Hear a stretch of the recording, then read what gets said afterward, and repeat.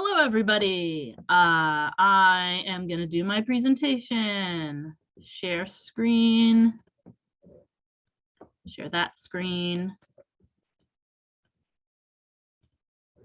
I hope everyone is doing well today, whatever day this ends up being. I'm doing this presentation by myself.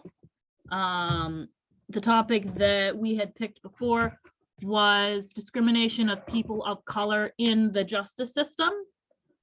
That is a problem that we have in America. So what is the problem? The problem is that there are 3 times as many Black individuals in the justice system as there are whites. That's a problem. That's discrimination. We have here Prison Policy Initiative. This is a really cool website that has a lot of statistics that I wanted to share. I'm just going to go through the first 3 slides here. There's tons of slides on here. I would suggest checking it out if you're interested. I'm just going to go through the first 3. Black people are disproportionately stopped on the street by police, while white people are much more likely to call the police for help. One important thing that I've noticed with these charts is that the total US population is an important factor, because you might be looking at these and you might say, well, look at all of these orange bars. All of these orange bars are higher. And yeah, sure, they're higher, but they're higher because the total US population has 65% white people and only 12% Black people. But then you come over here and you see people stopped on the street by police. You see the number of white people has dropped. So for the total number of white people in the United States, only 60% of that 65 are stopped, whereas the number for Blacks has jumped from 12% to 18%. And I'm not the best at math, but I think you can see what I'm saying here. And same thing, people who sought help from police, the number for whites has increased and the number for Black has decreased. And then same thing for Hispanic. They follow the same trends as well. Among individuals who have any contact with police, people of color disproportionately experience the use of force. Same thing, police who had any, or people who had any police contact, 70% of white people had police contact, but only 49% of them experienced the use of force, whereas 11.5% of Black people had police contact, but 20% of them experienced the use of force. So you can see that for the amount of Black people that are interacting with law enforcement, way more of them are being discriminated against. Black people are disproportionately likely to be arrested and to be arrested repeatedly in the same year. 12% of Blacks have never been arrested or booked. 21% have been booked once in the past year. And 28% have been booked multiple times, which is a lot. But then with the whites, the numbers are dropping as you come down. 63% have never been arrested or booked, but then you come down here, 46% have been arrested and booked multiple times. I still think these numbers are high, but I know, like, for America, we're apparently the country that incarcerates people the most. I think it's 1 in 10 is the number that I heard. That's 10%. No, 1%. No, 10%. Yeah, 10% of the population in America is incarcerated, which is ridiculous. Let's see if I can get back to screen. Oh, there we go. So yeah, that is the problem. There are 3 times as many Black individuals in our justice system as there are whites. Blacks are disproportionately harmed by the justice system. So what causes this? What causes mass incarceration of people of color? Racism in general, we've talked a lot about racism, I feel, in the last 2 semesters at CHIP. So you guys have a good idea of that. The war on drugs. I believe the war on drugs was initiated by President Nixon, and I'm totally reading off my notes, established by President Reagan. And then President Bush and Clinton continued these policies and exacerbated them with Clinton's 1994 crime bill. And even though there's similar rates of drug use across the different races and ethnicities, people of color make up nearly 60% of the people that are incarcerated for using drugs. People can't afford bail is another thing. If you're already a minority and you may have a low socioeconomic status, and you I don't know, you could be in possession of weed or something that I think in general are like, that's no big deal. But you get arrested for like just the amount that you're not supposed to have, but then you can't afford bail, so then you're stuck there.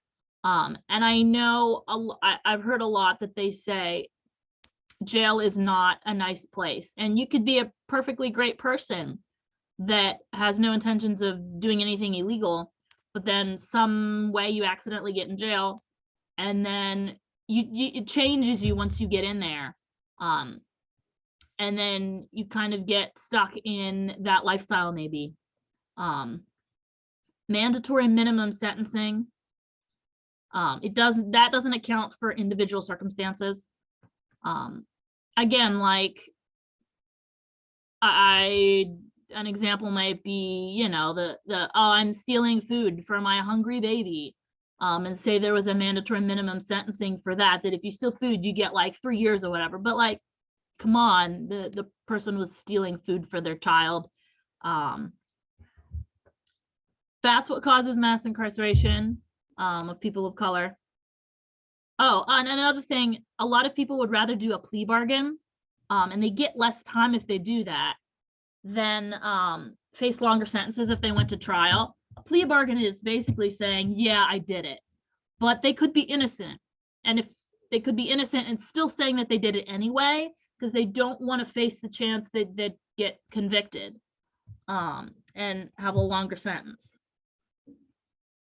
So then these people, and they could do a plea bargain for like 3 years instead of 10. But that still means they're going to jail. Whereas if they had gambled and gone to trial, they could have gotten 0 years in jail or 10 years. Another thing is parole rules, harsh parole rules. If you get on parole, I believe, for example, that you can't leave your town, or you can't leave a certain radius. Or another good example would be, say you're on parole and you have to go to therapy for whatever reason.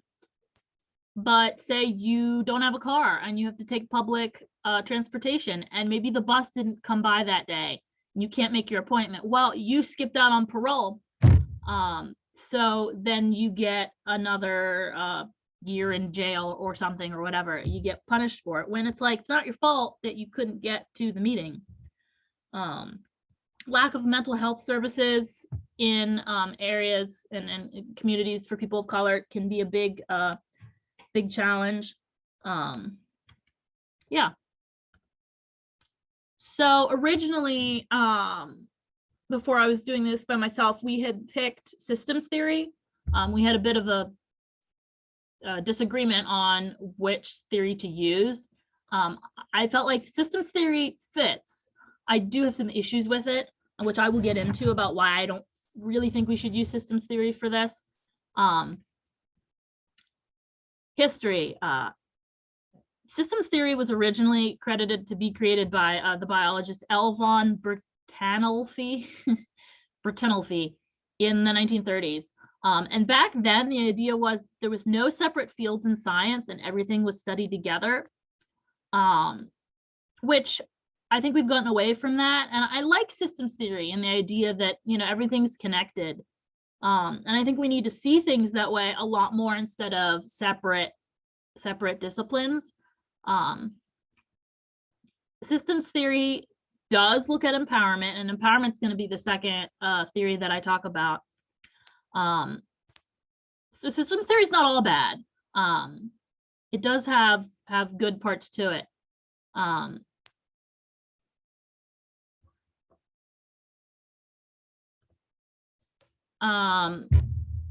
Now I got lost. That's all right. No, wrong way. Systems theory also talks about the micro, meso, and macro. There we go. Now I'm back where I need to be. We all know micro, meso, and macro. Systems theory looks at an individual intervention along with the family and community intervention. I really like internal family systems because that's kind of like multiple personality. It's dissociative identity disorder is what it's called now. I don't have that, but I relate as a thespian, as an actress to that. I really like the idea of you have systems inside of you that could be like sort of multiple people that are all interacting with each other like a family. That's the individual level. And then the family level, looking at systems. I mean, a family is a system and has different multiple parts to it. And then, macro, you have policy systems, you have community systems, you have the system of Shippensburg University. Sustainability, I love sustainability too. Sustainability is the main reason why I like systems, and that's why I put a picture of a bird up here. Remember when I was a kid and I went to summer camp at Kings Gap right over here?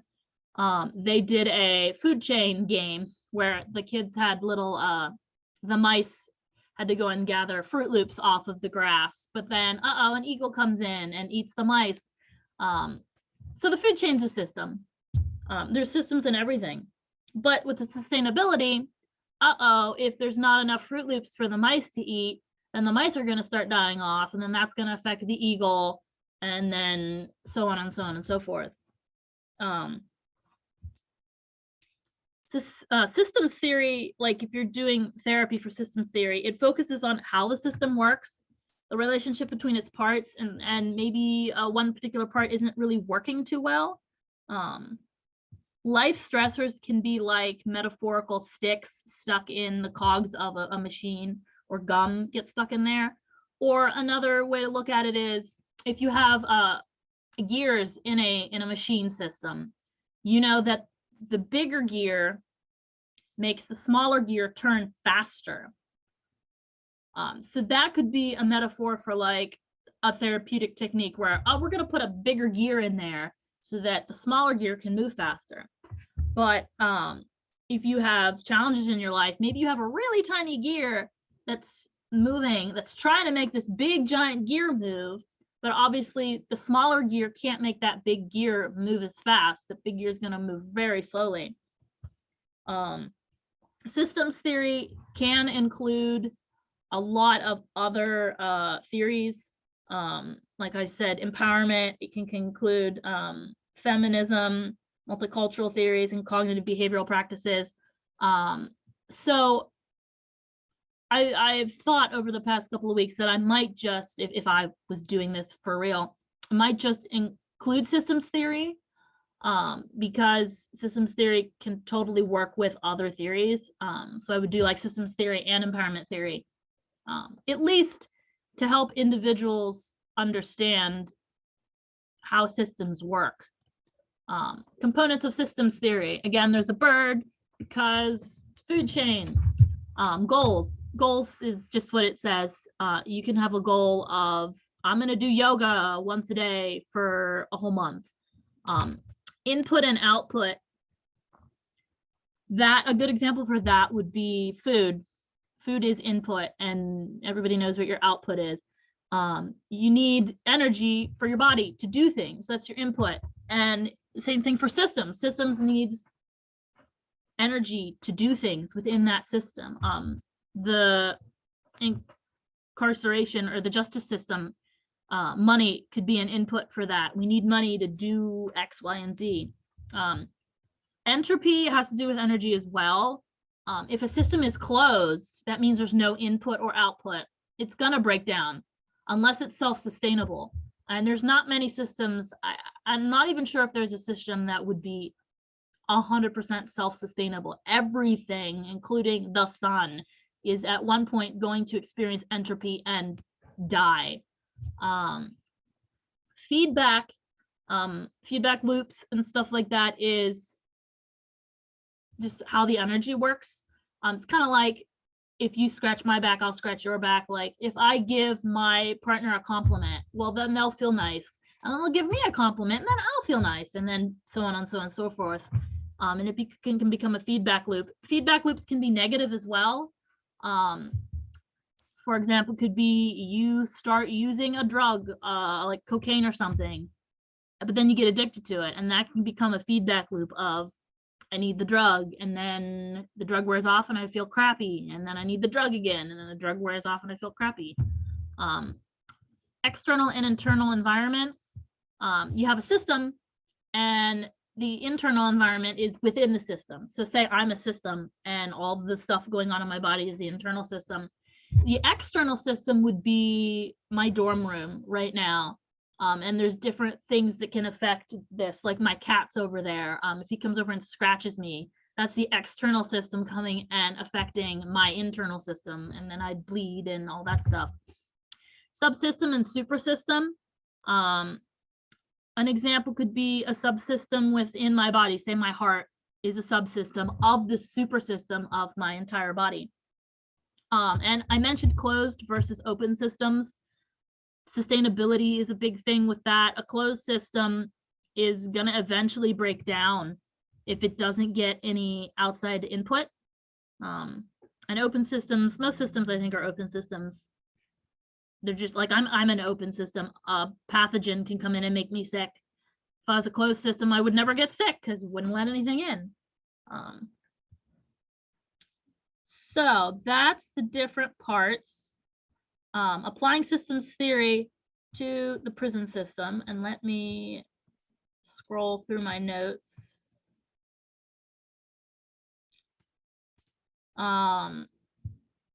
I did already talk briefly about micro, meso, and macro. I skipped ahead. And another part, so we'll already talked about micro, meso, macro. Systems through time, systems are not just like on this axis of little, big, and really big, micro, meso, macro. It's also through time, because you could look at, okay, we have a individual in the prison system. What system were they in before they got there that led to their current experience? Say they were living in a part of the neighborhood that was poor. There was a lot of drugs and violence and crime, and that system there, that external system, was affecting their internal system a lot. It was causing them to have a lot of anxiety, depression, mental health. And maybe that led them to one day finally say, fine, I give in. I'm gonna, my friend down the street keeps telling me that I should get into selling drugs because you make a lot of money. I'm gonna do it because of the peer pressure or whatever. And then they end up in jail because they got caught with drugs. And then at the current time, the person's in jail. Okay, how is the system of the jail affecting them? That could be, do they like the people that are working with them? Do they like their social worker that comes in and talks to them? And then for the future, helping individuals in this system, you're looking at, okay, for the future, are you going to go back to that neighborhood that had that the drugs and the poverty and the crime?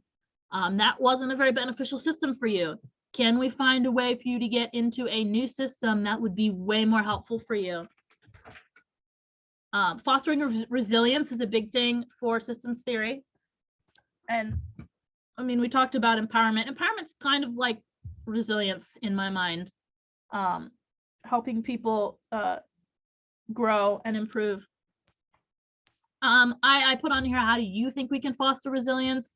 But this isn't live, so just think to yourself, how do you think we can foster resilience in the people that we work with? Yay. I would put a plug in here. I really enjoyed the paper that I had to read about Black feminism. It's like intersectionality, but a step above it. That's how I perceived it. And I think it would be a good read, even if you don't read the paper, just Google Black feminism. I think it's very helpful for resistance or resilience. It's very helpful for resilience, looking at intersectionality and identity and who you are as a person. I have a video. Mass incarceration means that we've got a very high rate of incarceration historically, comparatively. And the other thing is the rate of incarceration is so high, so socially concentrated, that we're no longer incarcerating the individual, but we're incarcerating whole social groups. The rate of incarceration now is about 5 times higher than it was historically. Historically, it was 100 per 100,000. Now it's about 500 per 100,000. If we look at prison, if we add jail to that, it's about 700 per 100,000. Nowhere in the world incarcerates as much as we do. We've seen extremely high rates of exposure to the criminal justice system for African American men with very low levels of schooling. So if we think about Black men who were born in the late 1970s, who were growing up through the American prison boom of the 1980s, the 1990s, the chances that they're going to serve time in state or federal prison if they dropped out of high school is about 70%. So going to prison for that group of Black men with very low levels of schooling, that's become a normal life event. That's really only happened in the last 10 years. We're at this point now where there's about 1.2 million African American children with a parent who's incarcerated. That's about 1 in 9. Research shows that kids who experience parental incarceration have diminished school achievement, they have behavioural problems, depressive symptoms, acting out. There's also evidence that these kinds of negative effects associated with parental incarceration are concentrated more among boys than among girls.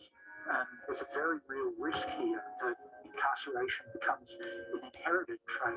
The underlying issue is we've chosen prison as a way to respond to that problem of crime. And there are a whole variety of ways that we could have chosen to respond to that problem of crime. We've chosen the response of the deprivation of liberty, and we've chosen the response of the deprivation of liberty for a historically aggrieved group whose liberty in the United States was never firmly established to begin with.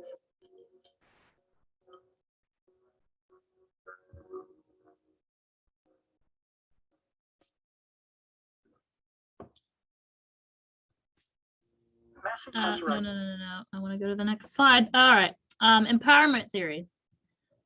Empowerment theory is what I chose when I'm doing this presentation by myself. I really enjoyed, well, I learned a lot from our class on empowerment theory. I think it might be one of my favorites now.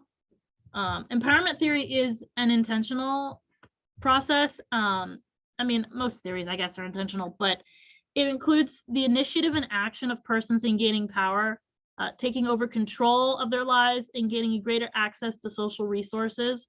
And the aim is achieving personal and collective goals. Just like systems theory, there's goals in empowerment theory. And empowerment theory is helping people understand that there are structural inequalities and obstacles that are in their way, and supporting them and helping them figure out how to develop skills and actions that they can more easily expand their power in society. I think power is a big part of empowerment. Like it says on the slide, we're helping clients gain personal power. Decision making is a form of power, and self-confidence. If you don't have that self-confidence, if you don't think you're worth it, how are you gonna go and do these things? And I think starting with racism, that in and of itself depowers individuals. And then, you know, if they end up getting in the prison system, then that makes it even worse, because the whole justice system is saying like, well, you did a bad thing, so you're bad. How are you gonna help your self-esteem and your self-confidence if all you're hearing is you're a bad person, you're a bad person? Eventually you're gonna start believing it, and it's gonna become a self-fulfilling prophecy. And then the last part on here is empowerment theory helps clients get understanding and change in their lives, as I mentioned before. Next slide. So I thought this picture was funny because, and then the picture after this and the one after that kind of aligns up, which you'll see. It's a bunch of smiling white people behind bars. They're like, haha, look at us, we're incarcerated. Components of empowerment theory. Empowerment theory reduces the effect of social or personal blocks. And again, gaining power and utilizing it is the main key to all of this. So obviously, this individual is not happy to be in jail. It's not a joke. It's not, oh, let's tour this jail. It's so fun. Haha, look at us. Applying empowerment theory to the justice system. What kind of personal power do you have in the system? Do you have any? I have never been in a jail or a prison. I don't know what it's like. I haven't even really watched the television shows about it. So I have no idea how much personal power people have. I would assume that they don't have a lot. I'm assuming they don't have very much decision making either at all. I'm assuming that, you know, what is cooked for dinner that day, that's what it is, and you either eat that or you starve. You don't get to choose where you sleep or where you go to the bathroom or any of that. And I'm assuming there's schedules too. Again, I have no idea. I've never been in a jail. I have no knowledge of this. I think for empowering clients in the justice system, figuring out a way to give them self-confidence despite what the system tells them. Like I said, you know, racism in and of itself is a challenge. And then you add in, oh, well, now I'm incarcerated. It's got to break people down. And then understanding and change in their lives. As I said before on the last slide, helping clients in the justice system understand what has happened to them, why it's happened to them. And regardless if they're innocent or guilty or whatever, part of me feels like, not that doesn't matter. I think it matters on some level, but irrespective of that, we can still empower people to do better in their lives, whether it was a just thing that happened or not. So here's Orange is the New Black. If you haven't seen it, I enjoyed it. I didn't watch the whole thing though. The justice system in prison and all that has been sensationalized and romanticized, and I don't think that's a very good thing. Sure, maybe it's good that we're now talking about it. We're saying, oh yeah, I wonder what it's like to be in prison. Whereas before, maybe we never even took a second thought about what the experiences of some of these people were. But I would assume that some of these shows are probably not accurate. And I think we need to take this issue a little bit more seriously instead of just saying, oh, look at these sexy lesbians on TV in prison. Haha, isn't it so cool? Because for people in real life who are in the justice system, it's not a joke. It's not romanticized. It's nothing like on TV, I'm sure. Empowerment versus systems. So since I ended up doing two, I want to compare them a little bit. What the biggest thing for this is systems, and this is why I decided systems would not work. Systems theory does not seek for change. Personally, I feel that, I'm like, we need to burn it all down and restart. For the entire American system, I see very little in America that I like and I think is beneficial for people. And the justice system, for sure, I really think radical social change needs to happen. And empowerment encourages systems change, and it empowers the individuals within those systems to say, hey, this is not working for me. How can we make this better? Systems theory I think it looks at internal a little bit, like, for example, internal family systems. But it focuses more on the external, like sort of like Brofenbrenner's circles with the kid in the middle. And then what are the external influences? Empowerment starts from the bottom up, and I think on the inside, and I think that's important. I really believe in getting people internally motivated to do things, especially kids. Well, and that's where that idea started with me in the education system.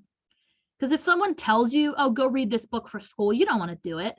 But if you pick that book up later as an adult and you're like, oh, that's right, this is an interesting book, I'm going to read this, you're internally motivated. Same thing with people in the justice system. You know, if their parole officer is saying, well, you have to do this, this, and this, and this to get out of this this situation, they're not going to feel like it. They might do it anyway because they have a goal that they want to get out of the system. But if we can find a way as social workers to internally motivate people, it's going to be so much easier because people are going to want to do these things. Systems. Systems theory looks at relationships between people, cogs in that machine. And that's great. That's cool. I do think there's value in systems theory, but I think maybe more importantly, empowerment looks at your relationship with yourself. I don't think that your relationships with other people are going to go very well if you don't have a personal relationship with yourself. If you haven't taken care of your own stuff for you, you're going to have a hard time interacting with other people. And, you know, a metaphor for that could be, well, if you're a cog in the machine, if this cog isn't oiled, it's rusty, it's got some dents in it, it's not going to mesh very well with these other cogs. No matter how clean and oiled and fresh the other cogs are, it's not going to work.